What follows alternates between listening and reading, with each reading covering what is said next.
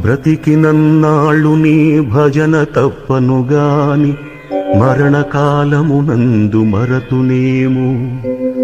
ఆ వేళ యమదూతలాగ్రహంబున వచ్చి ప్రాణముల్ పెకలించి పట్టునప్పుడు కఫవాత పైత్యముల్ కపగా భ్రమచేత కంపముద్భవమంది కష్టపడుచు నా జిహ్వతో నిన్ను నారాయణాయల్చు పిలుతునో శ్రమచేత పిలువలేనో.